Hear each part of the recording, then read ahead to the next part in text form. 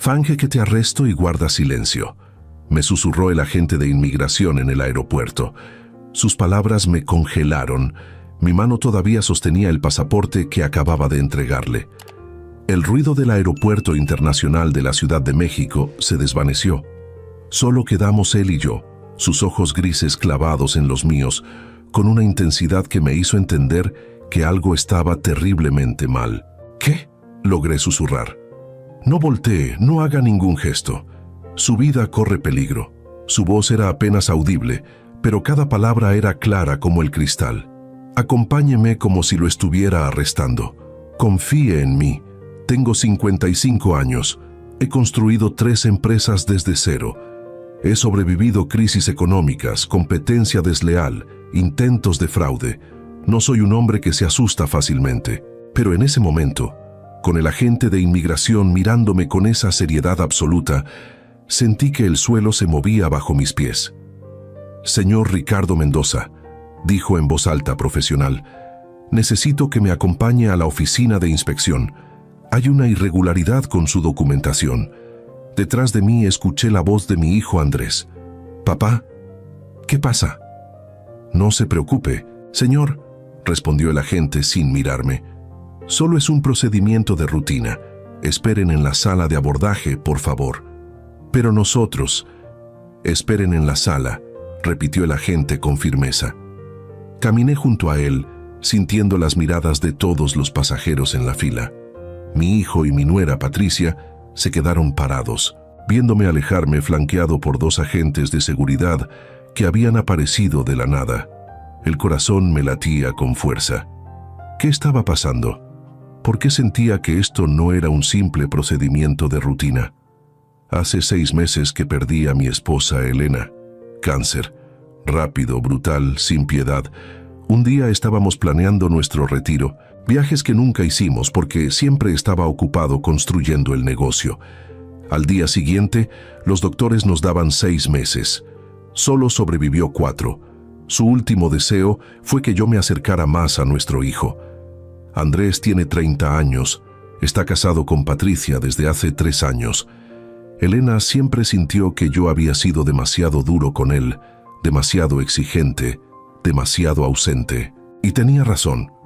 «Prométeme que vas a arreglar las cosas con Andrés», me dijo desde su cama de hospital, con esa voz débil que me rompía el alma. «Prométeme que no lo vas a dejar solo como yo te voy a dejar a ti». Se lo prometí. Con lágrimas corriendo por mis mejillas se lo prometí. Por eso organicé este viaje, 2 semanas en Europa. París, Roma, Barcelona, los 3 juntos. Una oportunidad para conocernos de nuevo, para construir puentes, para honrar la memoria de Elena siendo la familia que ella siempre quiso que fuéramos. Habíamos planeado todo durante meses, los mejores hoteles, restaurantes exclusivos, tours privados. No escatimé en nada. Quería que fuera perfecto. Quería demostrarle a Andrés que su padre podía ser más que un empresario obsesionado con el trabajo.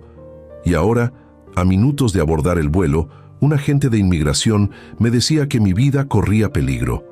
Entramos a una oficina pequeña sin ventanas. El agente cerró la puerta con seguro. Había 2 sillas de plástico, un escritorio metálico y una pantalla de computadora en la pared. «Señor Mendoza, mi nombre es agente federal Julio Ramírez. Tengo que mostrarle algo, pero necesito que mantenga la calma. ¿Qué está pasando?» Mi voz salió más fuerte de lo que pretendía. «¿Por qué me trajeron aquí?» «Porque salvamos su vida». Esas palabras cayeron como piedras en agua quieta. El agente encendió la pantalla. Apareció una grabación de las cámaras de seguridad del aeropuerto. Reconocí el área de documentación donde habíamos estado hace 20 minutos. «Observe con atención», dijo Ramírez. En la pantalla había a Andrés y Patricia detrás de mí en la fila. Se veían normales, conversando casualmente. Pero luego, el agente adelantó la grabación hasta el momento en que yo me acerqué al mostrador de inmigración. «Mire aquí», señaló. Vi a Patricia sacar algo de su bolso. Un pequeño frasco. Se lo pasó discretamente a Andrés. Él miró alrededor verificando que nadie lo viera. Y luego, mi sangre se congeló. Mi hijo destapó mi botella de agua. La que yo había dejado en mi mochila mientras organizaba mis documentos. La cámara captó el momento exacto en que vertió el contenido del frasco en mi agua. Luego volvió a tapar la botella y la colocó exactamente donde estaba. Todo tomó menos de 10 segundos. No, susurré. No puede ser. Hay más, dijo el agente con voz sombría. Cambió a otra grabación. Esta era del estacionamiento del aeropuerto, 2 horas antes. Andrés y Patricia estaban junto a mi camioneta. Ella le entregaba el frasco. El agente subió el volumen. Aunque el audio era pobre, algunas palabras eran claras. En el avión, 3 horas es suficiente. Parecerá natural. Infarto. Las propiedades quedan a mi nombre. El testamento. Nadie va a sospechar. Hombre mayor. Recién viudo. Estrés del viaje. La habitación giró a mi alrededor. Me senté pesadamente en la silla, sintiendo que me faltaba el aire. Mi hijo. Mi único hijo. El niño que cargué en brazos cuando nació. El niño al que enseñé a andar en bicicleta. El joven al que pagué universidad, maestría, al que ayudé a poner su primer negocio. Ese mismo hijo acababa de intentar envenenarme. ¿Cómo? Mi voz se quebró. ¿Cómo lo descubrieron? Pura casualidad, admitió el agente Ramírez. Uno de nuestros analistas de comportamiento estaba revisando las cámaras como parte de un ejercicio de entrenamiento. Notó el movimiento sospechoso, lo reportó. Cuando vimos la grabación completa, supimos que teníamos que actuar rápido. ¿Y el frasco? ¿Qué había en el frasco? Nuestro equipo forense lo recuperó del bote de basura donde su hijo lo tiró. Están analizándolo ahora, pero por la descripción inicial. Hizo una pausa. Señor Mendoza, si usted hubiera bebido esa agua durante el vuelo, no habría llegado vivo a Europa. Me quedé mirando la pantalla congelada. La imagen de mi hijo, de espaldas a la cámara, con mi botella de agua en la mano. El frasco pequeño volcado sobre la apertura. Elena murió hace 6 meses, y mi hijo no podía esperar ni siquiera un año para heredar. ¿Por qué? La pregunta salió como un gemido. Tengo un testamento. Todo es de él de todas formas. Las empresas, las propiedades, las cuentas, todo. ¿Por qué no esperar? El agente Ramírez me miró con algo que parecía lástima. Tal vez no quería esperar. Tal vez tiene deudas que usted desconoce. Tal vez... Se detuvo. Tal vez simplemente la codicia no tiene lógica. Recordé algo que Elena me había dicho meses antes de que la diagnosticaran. Estábamos cenando, solo nosotros dos, una de esas raras noches en que yo no estaba trabajando hasta tarde. Andrés me preocupa, había dicho ella de repente. ¿Por qué? Pregunté distraídamente, revisando mi teléfono. No lo sé. Hay algo en la forma en que habla del dinero, en la forma en que Patricia lo mira, como si estuvieran esperando algo. ¿Esperando qué? ¿A que nosotros ya no estemos? Yo me había reído. Le había dicho que estaba exagerando, que veía problemas donde no los había, que Andrés era nuestro hijo, que nos amaba. Elena no insistió, pero ahora viendo esa grabación, recordé la tristeza en sus ojos esa noche. Ella lo había visto algo que yo, cegado por mi trabajo y mi necesidad de creer que había criado bien a mi hijo, me negaba a ver. Señor Mendoza, la voz del agente me trajo de vuelta al presente. Necesitamos que tome una decisión. Podemos arrestarlos ahora mismo. Tenemos evidencia suficiente, las cámaras, el frasco, análisis forenses. Irán a prisión por muchos años. Y la otra opción, usted puede seguir con el plan original, abordar el avión como si nada hubiera pasado. Pero nosotros les daremos una botella de agua nueva, sin contaminar, y tendremos agentes en el vuelo, vigilando, si intentan algo más. ¿Por qué haría eso? Lo interrumpí. ¿Por qué no simplemente los arrestan y ya? Ramírez se inclinó hacia adelante. Porque si los arrestamos ahora, van a contratar abogados. Buenos abogados que su dinero puede pagar. Van a decir que la evidencia está manipulada, que es un malentendido, que alguien más pudo haber tocado esa botella, y tal vez, solo tal vez, encuentren una forma de salirse con la suya, o reciban una sentencia reducida. ¿Y si sigo con el viaje? Si sigue con el viaje, ellos van a pensar que su plan funcionó, Van a bajar la guardia, van a cometer errores, y nosotros estaremos documentando todo. Cuando finalmente los arrestemos, no habrá abogado en el mundo que pueda defenderlos. Me quedé en silencio, procesando. Mi mente de empresario, entrenada para analizar situaciones complejas y tomar decisiones difíciles, empezó a trabajar.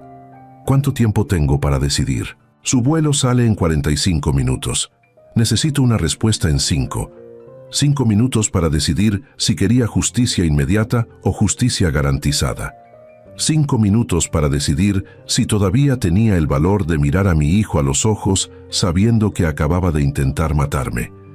Pensé en Elena, en su tumba todavía tan reciente que las flores frescas se marchitaban cada semana. Pensé en todas las veces que me defendió ante Andrés, que justificó mis ausencias, que me pintó como un héroe trabajador ante nuestro hijo.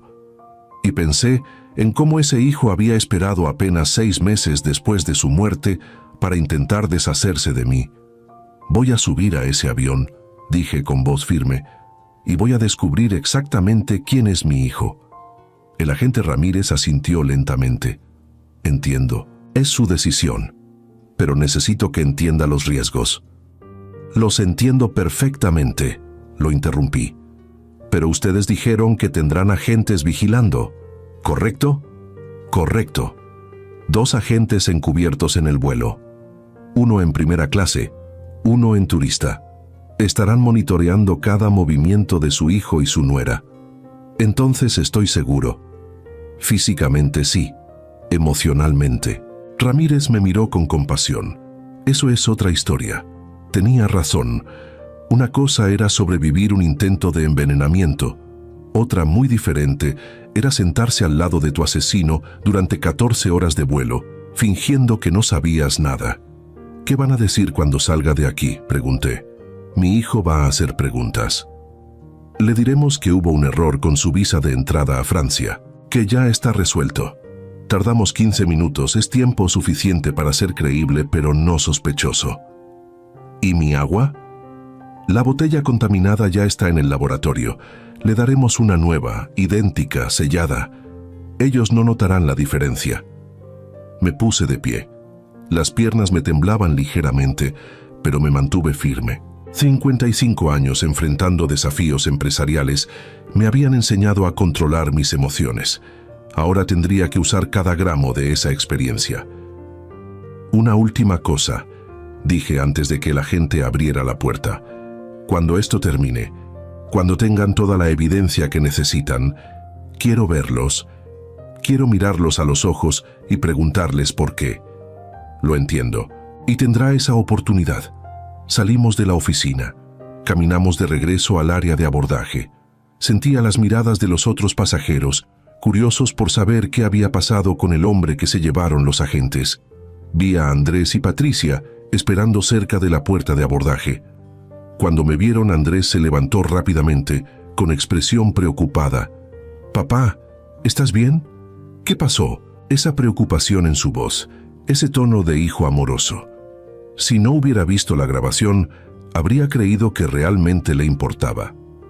«Error con la visa de entrada a Francia», dije con una sonrisa cansada. «Ya está resuelto. Solo burocracia ridícula». «¿Qué susto nos diste?», dijo Patricia tomando mi brazo con familiaridad. «Pensamos que cancelarían el viaje». Miré sus ojos. Ojos café claro, bonitos, expresivos. Los mismos ojos que habían estado mirando mientras le pasaba el frasco de veneno a mi hijo.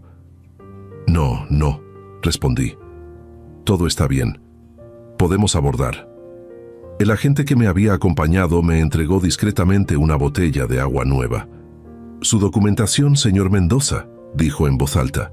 «Disculpe las molestias. Tomé la botella, idéntica a la anterior, pero esta no me iba a matar». Andrés tomó mi mochila ayudándome a acomodarla. «Deja, papá, yo la llevo. Tú descansa. El hijo perfecto, el yerno modelo, la pareja ideal». Y debajo de esa fachada, 2 personas que habían planeado mi asesinato con la frialdad de quien planea unas vacaciones. Subimos al avión, primera clase, como había pagado. 3 asientos juntos. Yo en la ventana, Andrés en el medio, Patricia en el pasillo. «¿Cómo te sientes, papá?», preguntó Andrés una vez que estuvimos sentados. «Sé que ha sido un día largo». «Estoy bien, hijo, solo cansado». «¿Quieres agua? Creo que tienes una botella en tu mochila». Ahí estaba, la invitación casual, el empujón sutil para que bebiera el veneno. «Sí, buena idea», dije, sacando la botella nueva que el agente me había dado. Vi cómo los ojos de Andrés seguían la botella. Vi el intercambio de miradas rápido entre él y Patricia. Satisfacción, alivio. Pensaban que había funcionado. Pensaban que su plan estaba en marcha. Tomé un sorbo del agua limpia, fría, refrescante, sin sabor extraño, sin veneno. «Gracias por organizar este viaje, papá», dijo Andrés poniendo su mano sobre la mía. «Significa mucho para nosotros, para mí, especialmente después de que mamá se detuvo, como si fuera demasiado doloroso continuar». Yo apreté su mano, la mano de mi hijo, la mano que horas atrás había vertido veneno en mi agua. «Tu mamá quería que hiciéramos esto», dije con voz suave. «Quería que fuéramos una familia unida». «Y lo somos», respondió Andrés sonriendo. «Somos familia, siempre. Hasta que yo esté muerto y puedas quedarte con todo», pensé. Pero sonreí de vuelta. «Siempre», repetí. El avión comenzó a moverse hacia la pista de despegue. Miré por la ventana viendo cómo la Ciudad de México se hacía cada vez más pequeña debajo de nosotros. Elena me había pedido que me acercara a nuestro hijo, que arreglara nuestra relación, que fuera la familia que ella siempre soñó. ¡Qué ironía! Yo había organizado este viaje para cumplir su último deseo, y mi hijo lo había visto como la oportunidad perfecta para deshacerse de mí. 2 semanas en Europa. 14 días fingiendo que no sabía nada. 14 días actuando como el padre amoroso, el suegro generoso, mientras cada segundo documentaba la verdadera naturaleza de las personas sentadas a mi lado. Había construido un imperio desde cero. Había enfrentado competidores despiadados, crisis económicas, traiciones de socios. Pero nunca había enfrentado algo como esto. Porque una cosa es que un extraño te traicione. Eso duele, pero es parte del juego. Pero que tu propia sangre, el hijo que cargaste en brazos, te mire a los ojos mientras espera que mueras. Eso es algo completamente diferente. El avión se elevó. Dejamos tierra firme atrás, y yo me preparé para el performance más difícil de mi vida. Fingir que no sabía que mi hijo estaba esperando que muriera. Fingir que todavía lo amaba.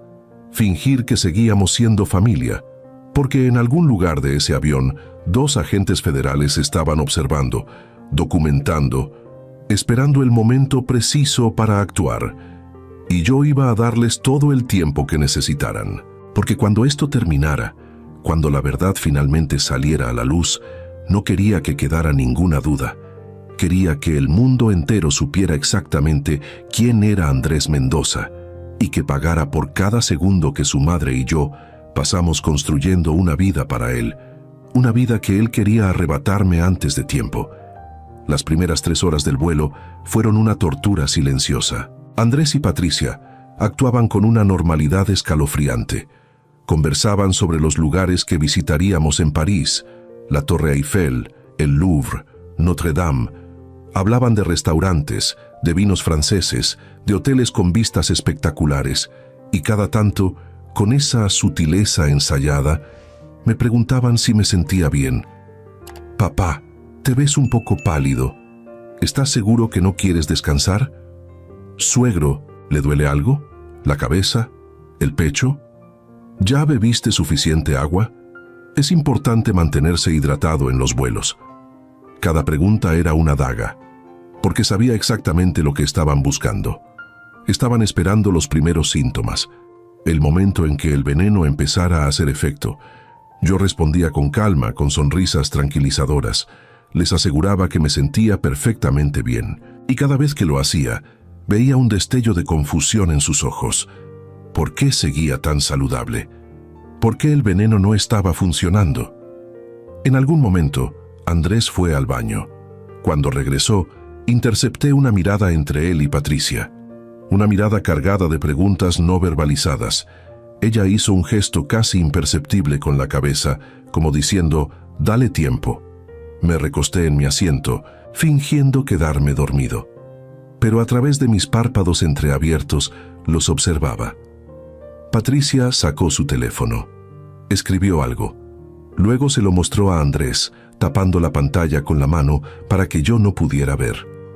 Él leyó, frunció el ceño y escribió una respuesta. Estaban comunicándose en silencio, coordinando, planeando su siguiente movimiento. Durante 30 años construí empresas exitosas porque aprendí a leer a las personas, a detectar mentiras en negociaciones, a identificar traiciones antes de que sucedieran.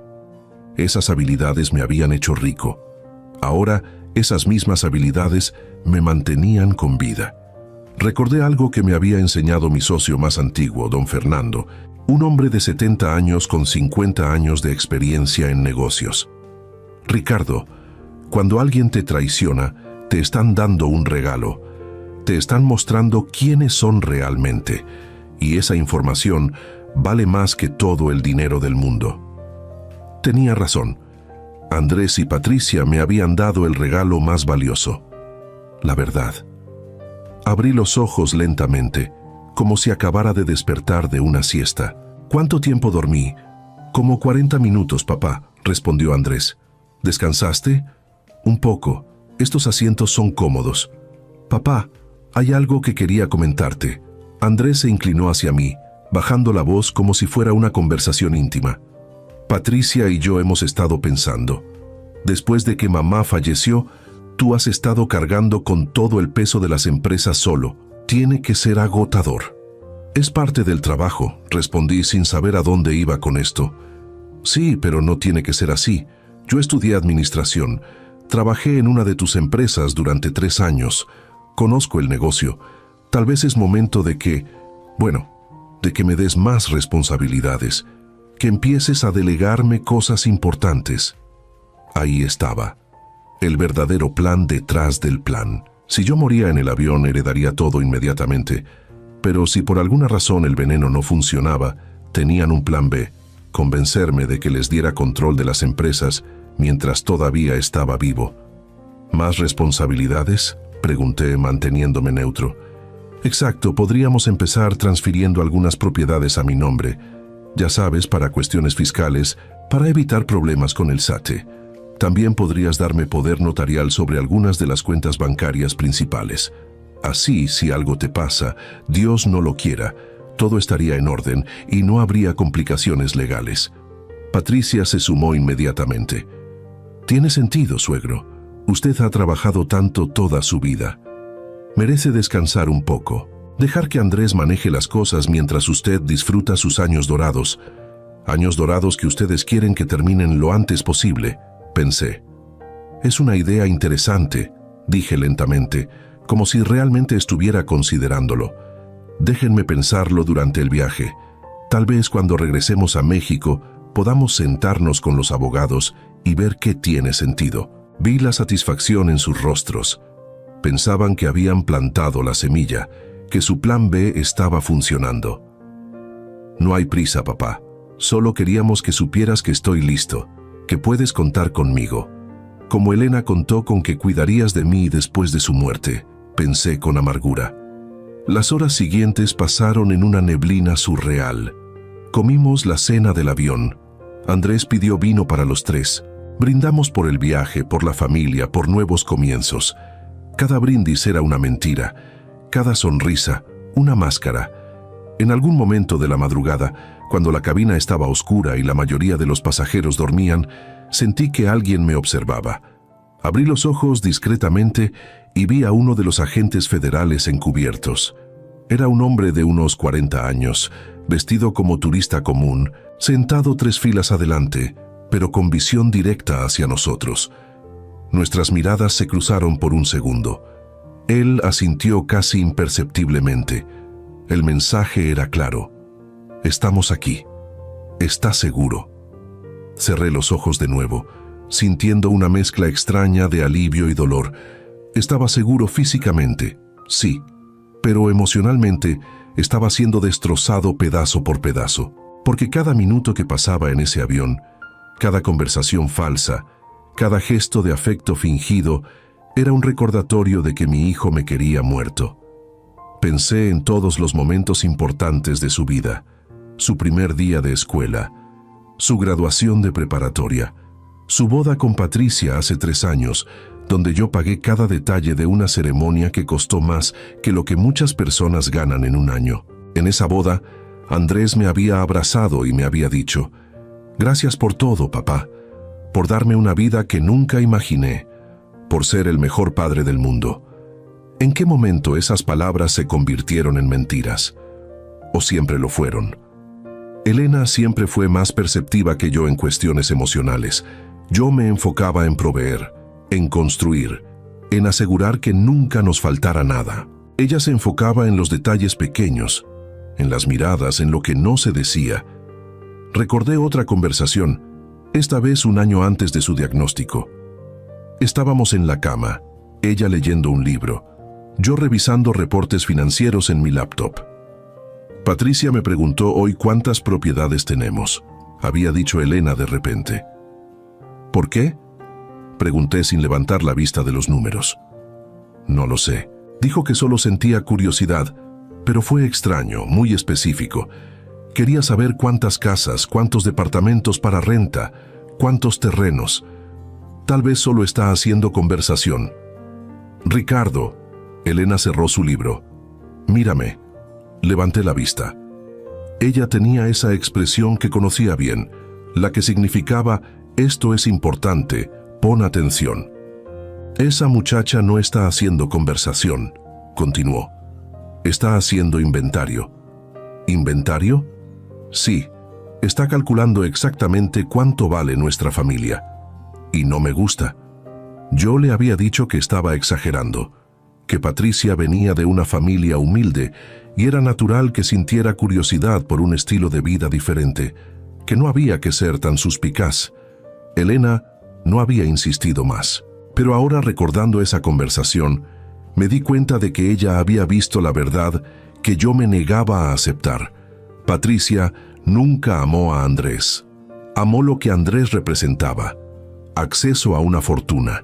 Y Andrés, mi hijo, había sido lo suficientemente débil como para dejarse manipular. O tal vez lo suficientemente ambicioso como para participar voluntariamente. No sabía cuál de las dos opciones era peor. El avión comenzó su descenso hacia París. Las luces de la ciudad brillaban abajo como un mar de estrellas. Normalmente este sería un momento emocionante. Mi primer viaje a Europa en 10 años. Una oportunidad de desconectar del trabajo, de disfrutar la vida. En cambio, sentía como si estuviera descendiendo hacia una pesadilla de 2 semanas. «Mira, papá», Andrés señaló por la ventana. «Es hermoso, ¿verdad?» «Hermoso», repetí sin sentir nada. Aterrizamos a las 7 de la mañana, hora de París. El aeropuerto Charles de Gaulle estaba lleno de viajeros, el caos organizado de miles de personas moviéndose con propósito. Mientras esperábamos nuestro equipaje, Patricia fue al baño. Andrés y yo nos quedamos solos por primera vez desde que había descubierto su traición. «Papá, hay algo que quiero decirte», comenzó mirando hacia donde Patricia había desaparecido. «Sé que tú y mamá siempre pensaron que tal vez Patricia no era la persona correcta para mí. Eso me tomó por sorpresa. Nunca dijimos eso». No con palabras, pero lo sentía, en la forma en que mamá la miraba, en cómo tú siempre fuiste un poco distante con ella. Andrés. «No, déjame terminar», alzó una mano. «Quiero que sepas que yo la amo, y sé que ella me ama, y sé que juntos vamos a hacer que te sientas orgulloso. Vamos a cuidarte, papá, especialmente ahora que mamá no está». Me miró con ojos sinceros, ojos que yo había visto crecer desde que era un bebé, ojos que ahora sabía que ocultaban a un extraño. «Sé que me vas a cuidar, hijo», dije, y en ese momento no estaba actuando. El dolor en mi voz era completamente real. «Siempre he sabido que puedo contar contigo». Él me abrazó, un abrazo fuerte, de esos que solía darme cuando era niño después de que yo regresaba de viajes de negocios largos. Yo le devolví el abrazo, sintiendo cómo algo dentro de mí se rompía definitivamente. Este era mi hijo, la persona que se suponía que debía protegerme, cuidarme, honrarme, y en cambio, había planeado mi asesinato con la frialdad de quien planea un viaje de negocios. Patricia regresó del baño. Recogimos nuestro equipaje, salimos del aeropuerto hacia el taxi que nos llevaría al hotel. París era exactamente como en las postales. Edificios históricos, calles adoquinadas, cafeterías en cada esquina. La Torre Eiffel se alzaba en la distancia, majestuosa. «Es increíble», suspiró Patricia, mirando por la ventana del taxi. «Siempre soñé con venir aquí». «Pues ahora estás aquí», dije. «Gracias a este viaje». «Gracias a usted, suegro. Usted hizo esto posible. Y ustedes quisieron agradecérmelo matándome», pensé. El hotel era de 5 estrellas, ubicado en el Distrito 7, a pasos de la Torre Eiffel. Había reservado 2 suites, una para mí, otra para Andrés y Patricia. Cuando entramos al lobby, un hombre en traje se acercó a mí discretamente. «¿Señor Mendoza?», preguntó en español con acento francés. «Sí». «Bienvenido a París. Soy Gerard, el gerente del hotel. Si necesita cualquier cosa durante su estancia, no dude en llamarme directamente». Me entregó una tarjeta de presentación, pero cuando la tomé, él añadió en voz muy baja: «También soy parte del equipo que lo está protegiendo. El agente Ramírez coordinó todo con nosotros. Está seguro aquí», asentí ligeramente. Otro guardia más en mi extraña prisión de lujo. Subimos a nuestras habitaciones. La mía era espectacular. Ventanas enormes con vista a la Torre Eiffel, cama king size, baño de mármol que era más grande que el primer departamento que Elena y yo compartimos cuando éramos recién casados. Me senté en la cama, mirando por la ventana. París se extendía ante mí, llena de promesas de aventura y descubrimiento. Pero yo no sentía ninguna emoción, solo cansancio, un cansancio profundo que iba más allá de lo físico. Sonó el teléfono de la habitación. Era Andrés. «Papá, ¿quieres que descansemos un rato y luego bajamos a comer algo? O si prefieres, podemos empezar el tour de inmediato». «Descansemos primero», respondí. «Fue un vuelo largo». «Perfecto. Nos vemos en el lobby a las 2 de la tarde entonces». Colgué. Eran las 9 de la mañana. Tenía 5 horas antes de tener que volver a actuar. Me quité los zapatos, me recosté en la cama, y por primera vez desde que el agente de inmigración me había susurrado esas palabras en el aeropuerto, dejé que las lágrimas fluyeran. Lloré por Elena, por no haberla escuchado cuando me advirtió sobre Andrés y Patricia. Lloré por mi hijo, por el niño que fue y el hombre en que se convirtió. Y lloré por mí, por el viejo tonto que había trabajado toda su vida construyendo un imperio para su familia, sin darse cuenta de que su familia solo estaba esperando a que muriera para reclamarlo. Debe haber algo profundamente roto en un padre que cría a un hijo capaz de asesinato. Debe haber algo que hice mal, algo que no le enseñé, algún valor que fallé en inculcar. Fue porque trabajé demasiado, porque estuve ausente en momentos importantes, porque le di demasiado dinero, demasiada comodidad, demasiado fácil. No tenía respuestas. Solo tenía preguntas que me torturaban. El teléfono de la habitación sonó de nuevo. Lo ignoré. Sonó 3 veces más antes de que finalmente contestara. «¿Señor Mendoza?» Era Gerard, el gerente. «Disculpe la intrusión. Solo quería informarle que su hijo bajó hace un momento a la recepción. Hizo algunas preguntas sobre usted». «¿Qué tipo de preguntas?» «Preguntó si teníamos un médico disponible.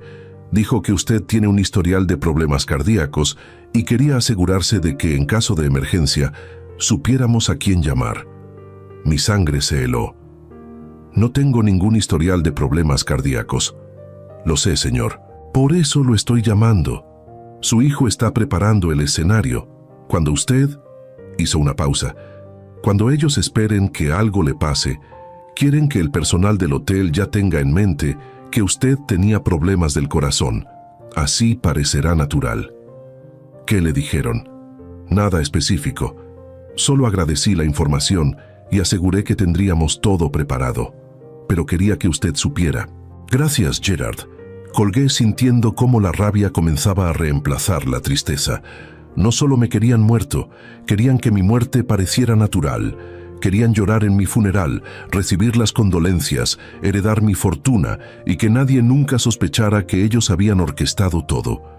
Y probablemente lo habrían logrado. Si no fuera por un analista de comportamiento entrenándose en el aeropuerto, si no fuera por ese golpe de suerte que expuso su plan. Me levanté de la cama, me lavé la cara, me miré al espejo. El hombre que me devolvía la mirada se veía cansado. 55 años que de repente parecían 70. Ojeras profundas, arrugas que no recordaba tener. Pero en esos ojos también vi algo más, determinación. Porque si Andrés y Patricia pensaban que iban a salirse con la suya, si pensaban que podían asesinarme y vivir felices con mi dinero, estaban muy equivocados. Yo había construido un imperio desde cero. Había sobrevivido recesiones económicas, competidores despiadados, intentos de fraude. No iba a dejar que mi propio hijo me destruyera. Durante las próximas 2 semanas, iba a darles suficiente cuerda para que se ahorcaran solos. Iba a documentar cada movimiento, cada mentira, cada intento de manipulación. Y cuando todo terminara, cuando los agentes federales tuvieran suficiente evidencia para garantizar que nunca saldrían de prisión, entonces tendría mi respuesta. Entonces les preguntaría por qué. Y esta vez no aceptaría mentiras. Me vestí con ropa limpia. Me peiné, me puse colonia. Me preparé para salir y enfrentar a mis asesinos con una sonrisa. Porque eso es lo que hace un empresario exitoso, adaptarse a situaciones imposibles. Y esta era la negociación más importante de mi vida. No por dinero, no por poder, por justicia. Y por la memoria de Elena que me había advertido y a quien yo no escuché. Esta vez iba a escuchar, esta vez iba a actuar, y esta vez la verdad iba a prevalecer, sin importar cuánto me doliera. A las 2 en punto bajé al lobby del hotel. Andrés y Patricia ya estaban esperando, vestidos como turistas perfectos. Ella con un vestido floreado y una cámara colgando del cuello. Él con jeans y una playera polo. Lentes de sol en la cabeza, la pareja ideal, los herederos perfectos, los asesinos pacientes. Papá, Andrés se acercó con energía. ¿Descansaste bien? Como bebé, mentí. ¿Listos para conocer París? Más que listos, respondió Patricia con entusiasmo. Reservé un tour privado. Nos van a llevar a todos los lugares principales. Pasamos el resto del día siendo turistas. La Torre Eiffel, el Arco del Triunfo, los Campos Elíseos. Patricia tomaba fotos constantemente. Fotos de ella y Andrés besándose frente a monumentos. Fotos de los 3 juntos, sonriendo como familia feliz. Evidencia para después, para cuando estuviera muerto y quisieran mostrarle al mundo lo unidos que éramos, lo repentina e inesperada que fue mi muerte. Durante la cena en un restaurante con vista al Sena, Andrés levantó su copa de vino. «Por mamá», dijo con voz emocionada, «donde quiera que esté sé que está feliz de vernos aquí juntos». «Por Elena», repetí sintiendo el nombre de mi esposa como un puñal en el corazón. Brindamos. La luz de las velas se reflejaba en nuestras copas. Un momento hermoso, digno de una postal, excepto que todo era mentira. «Papá, quería preguntarte algo», dijo Andrés después de ordenar el postre. «¿Has pensado en lo que hablamos en el avión? Sobre darme más responsabilidades en las empresas». «He pensado en eso», respondí midiendo mis palabras, «pero son decisiones importantes, no quiero apresurarme». Vi un destello de frustración cruzar por su rostro antes de que pudiera controlarlo. «Claro, no hay prisa. Solo pensé que ya que estamos aquí relajados podríamos discutirlo con calma». «Andrés tiene razón», se sumó Patricia. «Sería bueno tener un plan claro, especialmente considerando su salud». «¿Mi salud?», pregunté con tono neutral. «Bueno, usted ha estado bajo mucho estrés. La muerte de mi suegra, manejar las empresas solo, este viaje». Ella tocó mi mano con falsa preocupación. «Solo queremos asegurarnos de que si algo pasa, Dios no lo quiera, todo esté en orden. Ahí estaba otra vez, preparando el terreno, plantando la semilla de que yo estaba enfermo, estresado, a punto de colapsar. Aprecio su preocupación, dije, pero me siento perfectamente bien, mejor de lo que me he sentido en meses, de hecho. Los dos intercambiaron otra de esas miradas cargadas de significado. Esa noche, de regreso en mi habitación, recibí una llamada de un número desconocido. «Señor Mendoza», era una voz femenina que no reconocí. «Soy la agente Flores. Trabajo con el agente Ramírez. ¿Puede hablar libremente?» «Sí, estoy solo». «Excelente. Solo quería actualizarlo. Hemos estado monitoreando todas las comunicaciones de su hijo y su nuera. Anoche, mientras usted dormía en el avión, ella envió un mensaje encriptado a un contacto en México. ¿Qué decía? No funcionó. Necesitamos plan B. 2 semanas para arreglarlo». Cerré los ojos, sintiendo el peso de esas palabras. El plan B es convencerme de que les transfiera control de las empresas antes de que termine el viaje. Correcto. Y tenemos razones para creer que también están explorando otras opciones más directas. ¿Qué significa eso? Significa que debemos ser extremadamente cuidadosos durante las próximas 2 semanas. No coma ni beba nada que ellos le den directamente. No se quede solo con ellos en lugares aislados. Y si en algún momento siente que está en peligro inmediato, llame a este número. Me dio un teléfono que memoricé inmediatamente. ¿Cuánto tiempo más necesitan para tener suficiente evidencia? Idealmente, queremos capturarlos en el acto de un segundo intento. El veneno en el aeropuerto es fuerte, pero un buen abogado podría argumentar que fue plantado, que las cámaras están manipuladas, que su hijo es inocente. Pero si intentan algo más, si documentamos un patrón de comportamiento, entonces no hay duda. Terminé por ella. Exactamente. Sé que es mucho pedir, señor Mendoza, pero necesitamos que aguante un poco más. Después de colgar, me senté en el balcón de mi habitación, mirando las luces de París. La Torre Eiffel brillaba en la distancia, iluminándose cada hora con miles de lucecitas que la hacían parecer mágica. Recordé cuando le prometí a Elena que algún día la traería aquí. Cuando tenga tiempo, le decía siempre. Cuando el negocio esté más estable. Cuando pueda tomarme unas semanas libres. Ese momento nunca llegó.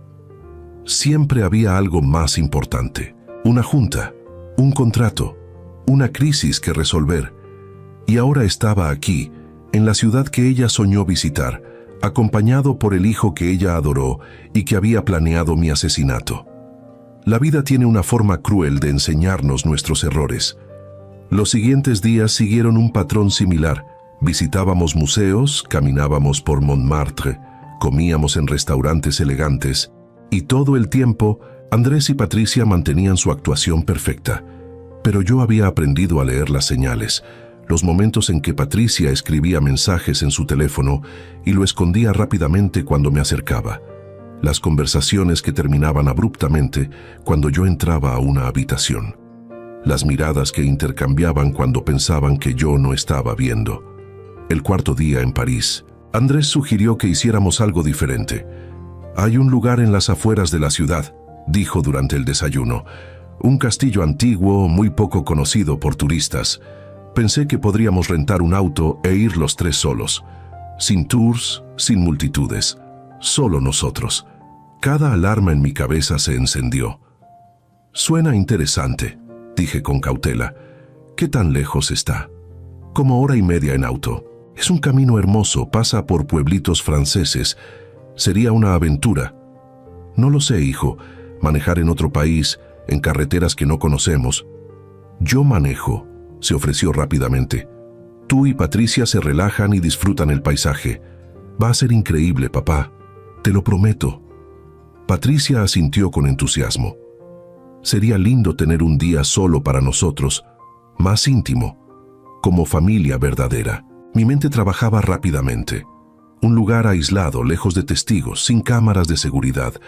El escenario perfecto para un accidente. «Déjenme pensarlo», dije. «Tal vez mañana. Hoy me gustaría quedarme en la ciudad».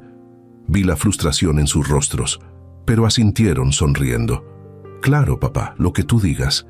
Esa tarde, mientras Andrés y Patricia fueron de compras, yo me reuní discretamente con Gerard en una oficina privada del hotel.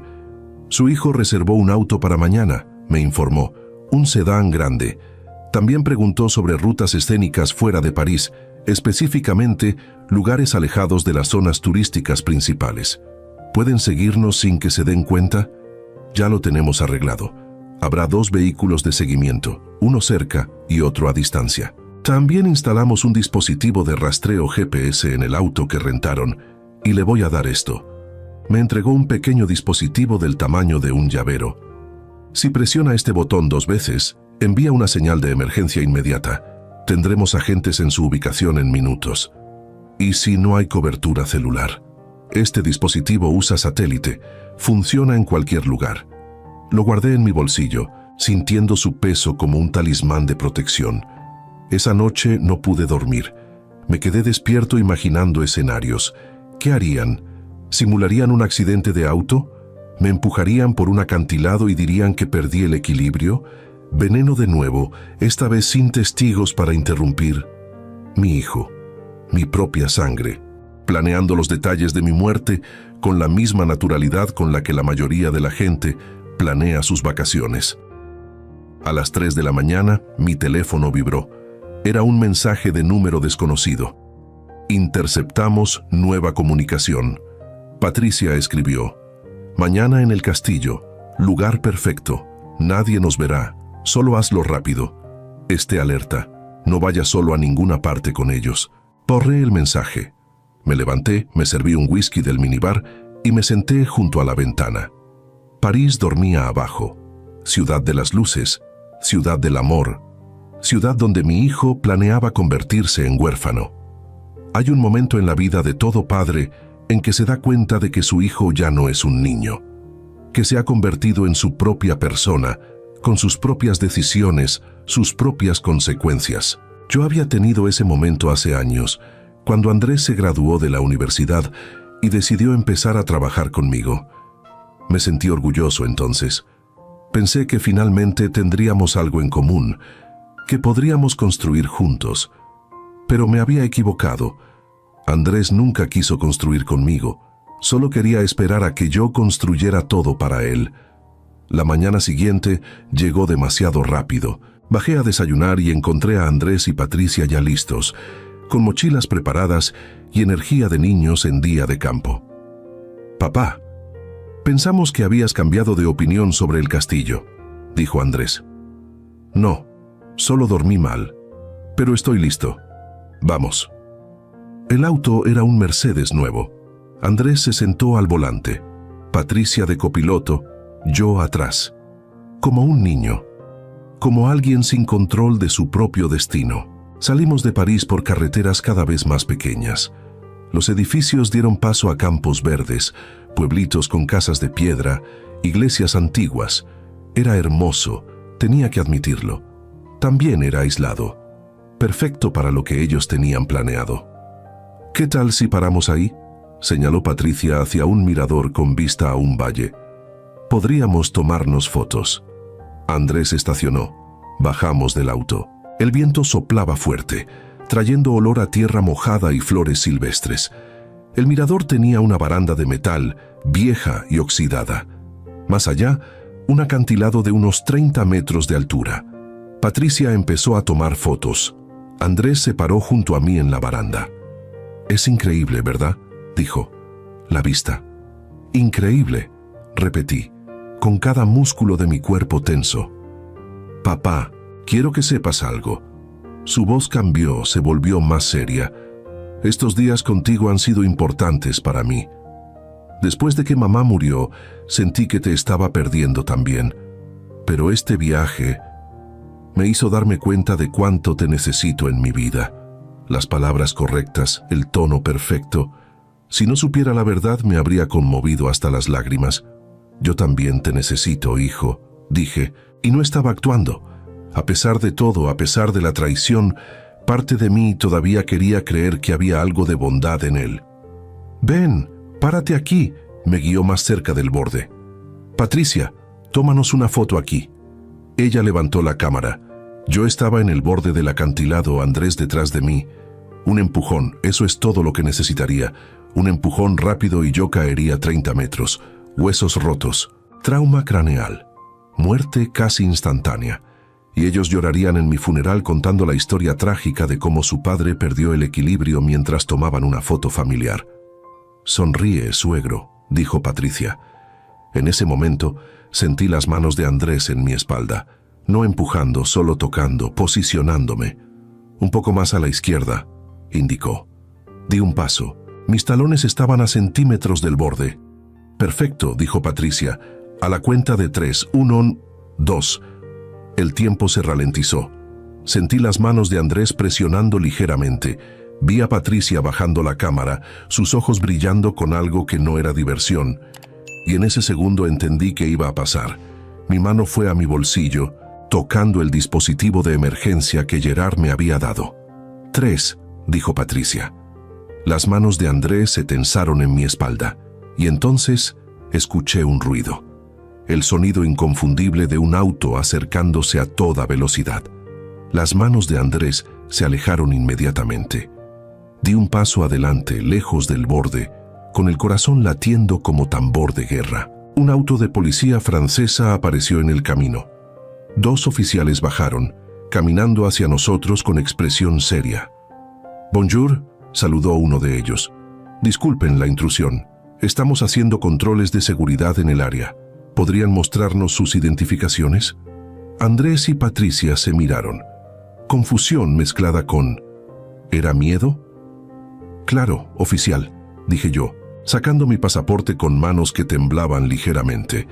Los policías revisaron nuestros documentos con calma profesional, pero yo vi como uno de ellos me miraba con significado.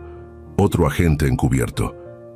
«Todo está en orden», dijo finalmente, devolviéndonos los pasaportes. «Disfruten su visita a Francia y, por favor, tengan cuidado cerca del acantilado. Hemos tenido varios accidentes aquí en los últimos años. El mensaje era claro. Lo vimos todo. Estamos aquí». Los policías se fueron. Andrés y Patricia parecían nerviosos. «Qué extraño», murmuró Patricia. «Controles de seguridad en medio de la nada». «Deben estar buscando a alguien», dijo Andrés, pero su voz sonaba tensa. «Mejor sigamos al castillo». El resto del día transcurrió sin más incidentes. Visitamos el castillo. Comimos en un restaurante del pueblo cercano, regresamos a París al atardecer. Pero algo había cambiado. Andrés y Patricia estaban más callados, más cautelosos, como si supieran que alguien los estaba observando. Esa noche recibí otra llamada de la agente Flores. «Estuvo cerca hoy», dijo sin preámbulos. «Muy cerca. Si nuestros oficiales no hubieran llegado en ese momento exacto».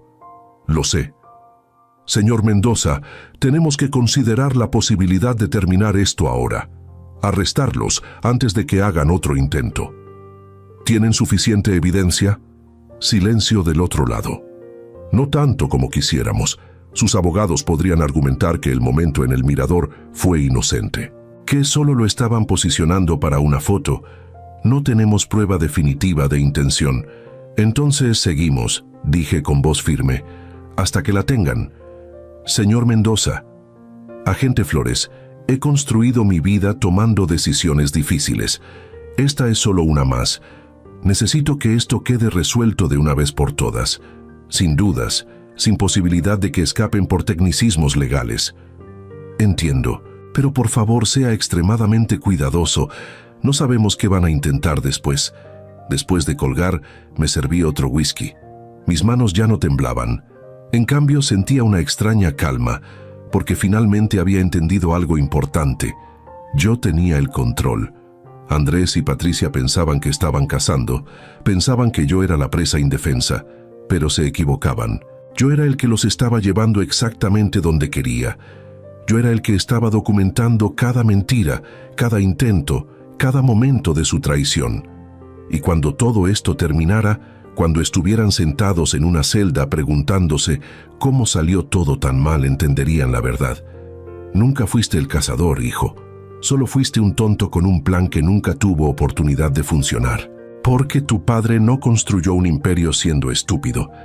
Y no iba a empezar a hacerlo ahora. Los siguientes días fueron una danza macabra de normalidad fingida. Fuimos a Versalles, paseamos por los jardines del palacio, tomamos fotos frente a las fuentes, comimos pasteles en cafeterías con 3 siglos de historia. Cualquier observador externo habría visto a una familia feliz disfrutando de unas vacaciones de ensueño. Pero yo sabía la verdad. Cada sonrisa era una mentira, cada abrazo una traición. Cada «te quiero, papá» que salía de la boca de Andrés era una daga envuelta en terciopelo. El 7º día en París algo cambió. Estábamos cenando en un restaurante cerca de Notre Dame cuando Andrés recibió una llamada. Se disculpó y salió a contestar. Regresó 5 minutos después con el rostro pálido. «¿Qué pasó?», preguntó Patricia con tono preocupado que sonó genuino por primera vez. «Era mi socio en México. Hay problemas con uno de los negocios que estoy manejando. Necesito resolver algunas cosas urgentemente». «¿Qué tipo de problemas?», pregunté. «Nada grave, papá. Solo cuestiones administrativas. Pero necesito hacer algunas llamadas, revisar documentos. ¿Te importa si Patricia y yo nos saltamos el tour de mañana? Necesito estar en la habitación trabajando». «Claro, hijo, los negocios son importantes». Esa noche, después de que cada uno se retiró a su habitación, recibí otra actualización de la agente Flores. «Sabemos qué llamada recibió su hijo», me dijo. «No fue su socio, fue alguien de un despacho de abogados en México. Al parecer, Andrés y Patricia tienen deudas masivas que usted desconoce». «¿Qué tan masivas?». «Cerca de 3 millones de pesos, préstamos con tasas de interés criminales. Parece que invirtieron en un negocio que fracasó completamente. Los prestamistas están amenazando con acciones legales». Todo empezó a tener sentido. No era solo codicia, era desesperación. «Por eso necesitan el dinero ahora», murmuré. «No pueden esperar a que yo muera naturalmente en 20 o 30 años». «Exacto. Y tenemos evidencia de que Patricia estuvo investigando en Internet sobre venenos no detectables, sobre cómo simular infartos, sobre herencias y testamentos. Todo desde su teléfono personal. ¿Eso es suficiente para arrestarlos?». «Casi. Solo necesitamos un último elemento. Necesitamos capturarlos en el acto de otro intento. O necesitamos que confiesen». «¿Confesar? Nunca lo harán». «No voluntariamente. Pero si usted puede provocarlos, hacerlos hablar mientras lleva un micrófono oculto, entonces tendríamos todo lo que necesitamos». Me quedé en silencio procesando la propuesta. ¿Quiere que confronte a mi hijo? ¿Que lo obligue a admitir que está tratando de matarme? Sé que es mucho pedir, pero es la forma más segura de garantizar una condena sin posibilidad de apelación. Una confesión grabada en su propia voz, explicando sus motivos y métodos. ¿Y si se pone violento? Tendremos agentes a metros de distancia. Al primer signo de peligro físico intervenimos, pero necesitamos que él hable primero. Pasé el resto de la noche sin dormir, preparándome mentalmente para lo que tendría que hacer. Al día siguiente, Andrés y Patricia dijeron que estarían ocupados toda la mañana con llamadas de trabajo. Era la oportunidad perfecta, pero primero necesitaba saber más sobre esas deudas. Llamé a mi contador en México, Rodrigo, un hombre que había trabajado conmigo durante 15 años. «Don Ricardo, qué gusto escucharlo. ¿Cómo va el viaje?». «Bien, Rodrigo. Pero necesito que investigues algo para mí, discretamente. Lo que necesite. Revisa las finanzas de mi hijo, todas. Cuentas bancarias, tarjetas de crédito, préstamos, inversiones. Todo lo que puedas encontrar. ¿Hay algún problema? Solo hazlo. Y envíame el reporte completo antes del mediodía». 3 horas después, tenía el informe en mi correo electrónico. Lo leí en mi habitación, sintiendo cómo la rabia crecía con cada página. Andrés y Patricia no solo debían 3 millones, debían casi 8 millones de pesos a diferentes prestamistas, algunos legítimos, otros claramente conectados con organizaciones criminales. Habían invertido en un negocio de criptomonedas que resultó ser una estafa. Perdieron todo en 6 meses. Luego, tratando de recuperarse, pidieron más préstamos para invertir en otro esquema que también fracasó. Y durante todo ese tiempo, mientras se hundían más y más en deudas, vivían un estilo de vida de lujo. viajes, restaurantes caros, ropa de marca, todo cargado a tarjetas de crédito que ya no podían pagar. El informe incluía copias de mensajes de texto de los prestamistas, amenazas cada vez más severas. Tienen hasta fin de mes o habrá consecuencias. Conocemos a su familia. Sería una pena que algo les pasara. Mi hijo no solo estaba tratando de matarme por codicia, estaba tratando de matarme para salvarse a sí mismo. Esa tarde, mientras Andrés y Patricia seguían encerrados en su habitación, yo me reuní con el equipo de agentes federales en una suite diferente del hotel. La agente Flores era una mujer de unos 40 años, cabello corto, ojos inteligentes. Me mostró el equipo que usaría. «Es un micrófono prácticamente invisible», explicó pegándolo bajo mi camisa. «Transmite en tiempo real. Lo escucharemos todo y estaremos listos para intervenir si es necesario. ¿Cómo lo provoco para que hable? Le diré que sabe sobre las deudas, que descubrió todo. Véalo ponerse nervioso. La gente nerviosa comete errores, dice cosas que no debería. Si puede hacerlo sentir acorralado, si puede hacer que Patricia y él piensen que su único escape es ser honestos con usted, entonces hablarán. ¿Y si no funciona? Entonces arrestamos con la evidencia que tenemos y esperamos lo mejor, pero no será una condena garantizada». Me miré al espejo. Un hombre de 55 años con micrófono oculto, preparándose para confrontar a su hijo asesino. ¿Cómo había llegado mi vida a este punto? A las 7 de la tarde, toqué la puerta de la suite de Andrés y Patricia. Él abrió, sorprendido de verme. «Papá, ¿todo bien? Necesito hablar contigo, con los dos. Es importante». Patricia apareció detrás de él, con expresión cautelosa. «Claro, papá. Pasa». Entré. La suite era idéntica a la mía, pero más desordenada. Ropa tirada, documentos esparcidos sobre la mesa, laptops abiertas. Me senté en el sofá. Ellos se sentaron frente a mí. Podía sentir la tensión en el aire. «¿Qué pasa?», preguntó Andrés. «Te ves serio». «Tenemos que hablar sobre dinero», dije directamente. «Específicamente sobre tus deudas». Vi cómo palidecía. Patricia se puso rígida. «¿Mis deudas? No sé de qué». «No me mientas», lo interrumpí con voz fría. «Sé todo, Andrés, los préstamos, las inversiones fallidas, los 8 millones de pesos que debes, todo». Silencio mortal. Podía escuchar mi propio corazón latiendo. «Papá, yo iba a decirte». «¿Cuándo? ¿Cuándo ibas a decirme? ¿Después de que estuviera muerto y pudieras pagar tus deudas con mi herencia?» Patricia se levantó bruscamente. «No sé qué está insinuando, pero siéntate», ordené con una autoridad que no sabía que todavía tenía. «Los dos, siéntense y déjenme hablar». Se sentaron. Andrés tenía lágrimas en los ojos.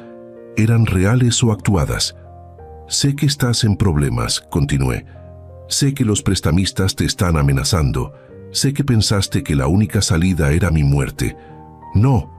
Andrés se levantó de golpe. «Papá, nunca. Yo nunca pensaría». «El veneno en el aeropuerto», dije las palabras como bombas. «Lo vi todo, Andrés.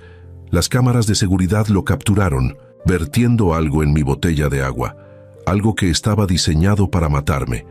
El color desapareció completamente de su rostro. Patricia abrió la boca, pero no salió ningún sonido. «También sé sobre el intento en el mirador», continué, posicionándome en el borde del acantilado, esperando el momento perfecto para empujar. Si esos policías no hubieran aparecido... «Papá, por favor, tienes que entender». La voz de Andrés se quebró completamente. No sabía qué más hacer. Los prestamistas dijeron que iban a lastimar a Patricia. Dijeron que conocían dónde vivíamos, que sabían nuestras rutinas. Yo tenía tanto miedo. «¿Y tu solución fue matarme?» «No era para matarte», gritó. «Era solo para que te durmieras en el avión. Para que cuando aterrizáramos te sintieras mal y tuviéramos que hospitalizarte. Pensamos que si estabas en el hospital, si los doctores decían que tenías problemas cardíacos, podrías decidir transferirme control de algunas cosas. Para evitar el estrés. No era veneno de verdad, solo sedantes fuertes». «Mentira», dije firmemente. Los análisis mostraron exactamente lo que era. Y en la dosis que pusiste, yo habría muerto en ese avión.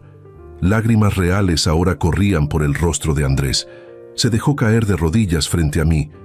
Papá, lo siento tanto. Estaba desesperado, no pensaba con claridad. Patricia y yo estábamos aterrados. Los prestamistas no son gente normal, papá, son criminales. Dijeron que nos darían hasta final de mes ¿O qué? ¿Te matarían a ti? Mi voz era puro hielo. Así que decidiste que mejor me mataban a mí. No fue así, yo solo. Necesitaba tiempo, necesitaba dinero rápido. Y pensé que si algo te pasaba, si yo moría, heredabas todo y podías pagar tus deudas. Silencio. Un silencio que valía más que 1000 confesiones. Patricia finalmente habló, su voz apenas un susurro. Fue idea mía. Todo fue idea mía. Andrés no quería, pero yo lo convencí. Le dije que era la única manera, que usted ya era mayor, que de todas formas iba a morir pronto. Terminé por ella, que qué importaban unos años más o menos. Ella empezó a llorar también, pero yo no sentía ninguna compasión. ¿Sabes qué es lo más triste de todo esto?, pregunté. No es que trataran de matarme, es que ni siquiera tuvieron el valor de ser honestos conmigo. Si Andrés hubiera venido y me hubiera dicho, papá, estoy en problemas, cometí errores, necesito ayuda, yo lo habría ayudado. Habría pagado cada peso de esas deudas, habría protegido a mi hijo. Papá. Andrés extendió su mano hacia mí, yo me alejé. Pero en lugar de confiar en mí, decidieron que era más fácil matarme. Decidieron que mi vida valía menos que sus deudas. Y eso, hijo, eso es algo que nunca voy a poder perdonar. Por favor, suplicó Andrés, dame una oportunidad. Puedo cambiar, puedo arreglar esto. Solo no me entregues a la policía. Por favor, papá, soy tu hijo, tu único hijo. Eres mi hijo, asentí. Y esa es precisamente la razón por la que esto duele tanto. Me levanté del sofá. Los dos me miraban desde el suelo, destrozados, esperando mi veredicto. Tienen 2 opciones, dije con voz firme.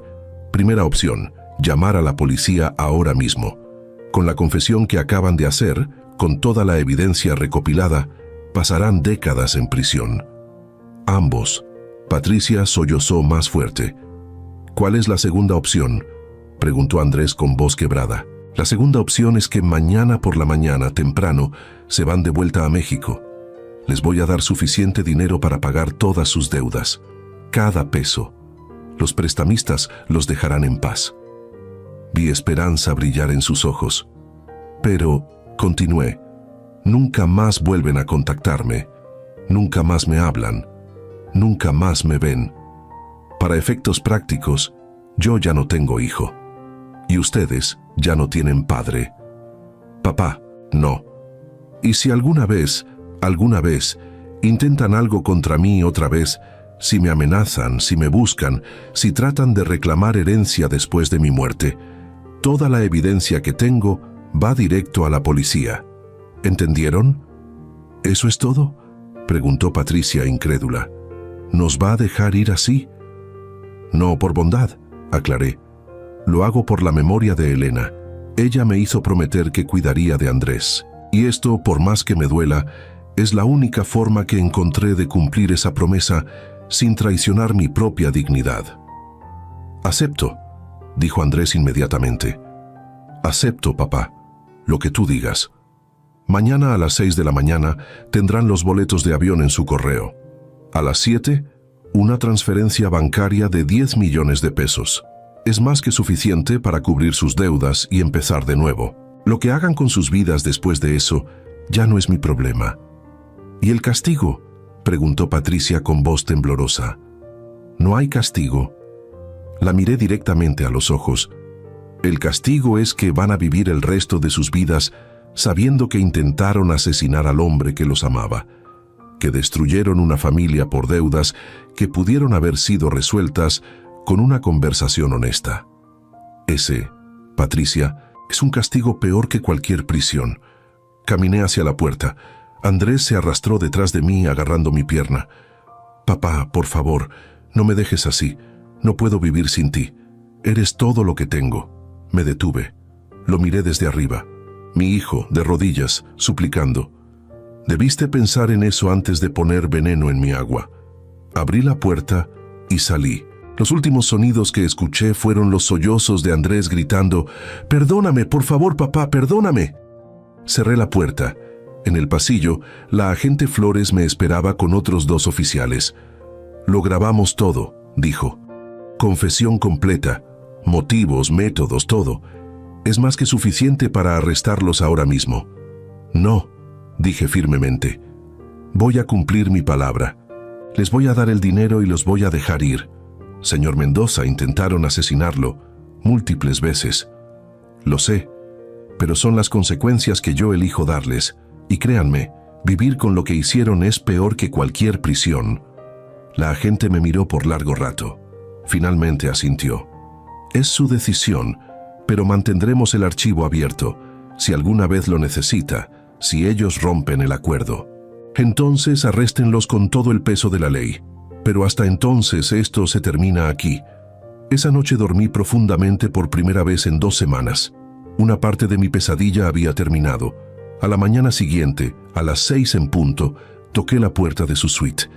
Andrés abrió con los ojos rojos e hinchados. Detrás de él, las maletas ya estaban empacadas. «El taxi los está esperando abajo», dije. «Los boletos están en su correo, el dinero llegará a su cuenta en 1 hora». «Papá, yo». «No», lo interrumpí. «Ya no hay nada más que decir. Vivan sus vidas, sean mejores personas, pero háganlo lejos de mí». Patricia apareció detrás de él. Me miró con ojos llenos de lágrimas. «Lo siento», susurró, «por todo». «Yo también», respondí. «Siento que las cosas hayan llegado a esto». Los vi tomar sus maletas. Los acompañé hasta el elevador. Cuando las puertas se abrieron, Andrés volteó una última vez. «Algún día podrás perdonarme», pensé en Elena, en sus últimas palabras. «Cuida a nuestro hijo». «Tal vez», dije finalmente, «pero no hoy. Y probablemente tampoco mañana. Si ese día llega, yo te lo haré saber».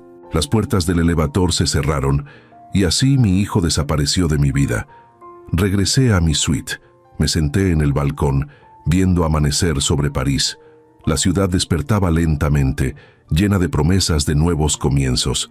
Mi teléfono sonó. Era Andrea, mi hija desde Guadalajara. «Papá», vi que Andrés publicó algo extraño en redes sociales diciendo que regresaba a México antes de tiempo. «¿Está todo bien?» «Todo está bien, hija», respondí, y por primera vez en semanas era verdad. Solo algunos cambios necesarios. ¿Cambios? Te lo explicaré cuando regrese. Pero por ahora, solo quiero que sepas que te quiero mucho y que aprecio que siempre hayas sido honesta conmigo. Yo también te quiero, papá, y te extraño. Apúrate a regresar». Después de colgar, me quedé mirando la Torre Eiffel en la distancia. Elena y yo habíamos soñado con venir aquí juntos. Ese sueño nunca se cumplió, pero tal vez podía crear nuevos sueños, con Andrea, con sus hijos, con las personas que realmente me valoraban. Pasé los siguientes 7 días solo en París y descubrí algo sorprendente. Disfruté cada momento. Visité museos sin tener que fingir interés en conversaciones falsas. Comí en restaurantes sin tener que vigilar mi bebida.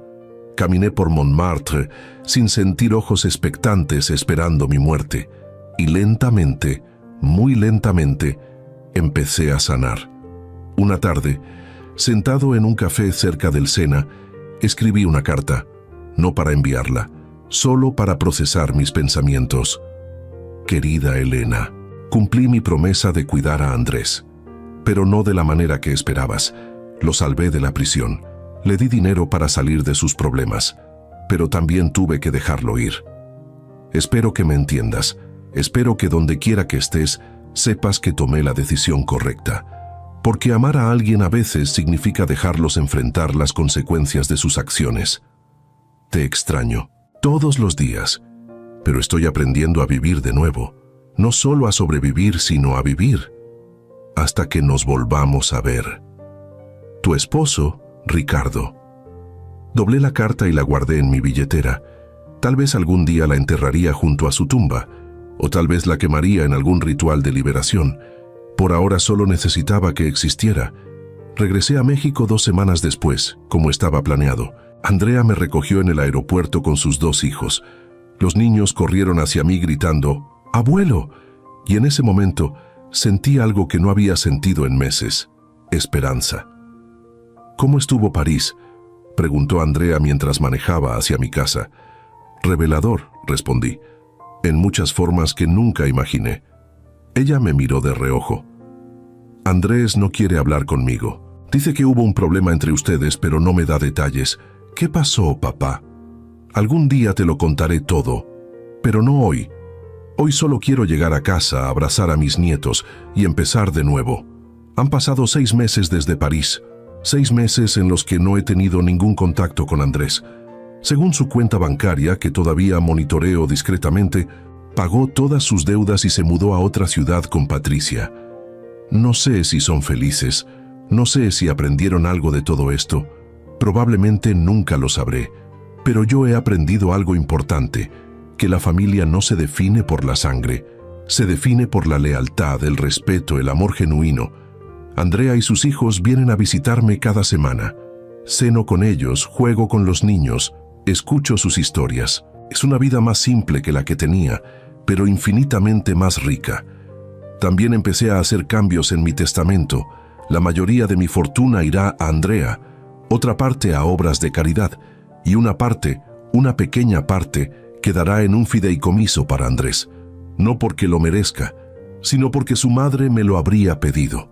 Pero ese fideicomiso vendrá con condiciones, con requisitos de terapia, de trabajo genuino, de demostración de cambio real. No sé si alguna vez lo reclamará. Tal vez sí, tal vez no. Ayer recibí una carta. No tenía remitente, pero reconocí la letra inmediatamente. Era de Andrés. La sostuve en mis manos durante 1 hora antes de atreverme a abrirla. Papá, sé que no tengo derecho a escribirte. Sé que rompí algo que nunca podré reparar, pero necesito que sepas que no pasa un día sin que me arrepienta de lo que hice. Patricia y yo nos separamos. Ella regresó con su familia. Yo estoy viviendo solo, trabajando en un empleo normal, pagando renta como cualquier persona. Empecé terapia. El terapeuta dice que tengo mucho trabajo por hacer, que no solo necesito reparar lo que te hice a ti, sino entender por qué me convertí en alguien capaz de eso. No estoy pidiendo perdón, no todavía, solo estoy diciéndote que estoy tratando de ser mejor. Si algún día, tal vez dentro de muchos años, crees que podemos hablar, estaré esperando. Tu hijo, Andrés. Leí la carta 3 veces, luego la doblé cuidadosamente y la guardé en mi escritorio. Tal vez algún día responderé. Tal vez algún día podamos tener una conversación de verdad, pero hoy no es ese día. Hoy solo soy un hombre de 56 años que sobrevivió a un intento de asesinato por parte de su propio hijo. Un hombre que eligió la justicia sobre la venganza. Un hombre que está aprendiendo a vivir de nuevo, y eso por ahora es suficiente. Si estás escuchando esta historia y te identificas con ella de alguna manera, si tienes miedo de tu propia familia, si sientes que no puedes confiar en las personas que deberían cuidarte, quiero decirte algo. No estás solo. Y no estás loco por sentirte así. A veces las personas que más daño nos hacen son las que comparten nuestra sangre. Y está bien alejarse. Está bien protegerse. Está bien elegir tu propia paz sobre la lealtad familiar ciega. La familia verdadera se gana, no se hereda. Y si yo pude sobrevivir esto, tú también puedes sobrevivir lo que sea que estés enfrentando. Ten cuidado, confía en tus instintos y recuerda que tu vida tiene valor, sin importar lo que otros te hagan creer. Gracias por escuchar mi historia, por acompañarme en este viaje doloroso pero necesario. Cuídate, protégete y nunca, nunca permitas que nadie te haga sentir que tu vida vale menos que su conveniencia, porque tu vida es valiosa. Siempre lo fue, siempre lo será. Y eso es algo que nadie, ni siquiera tu propia sangre, tiene derecho a quitarte.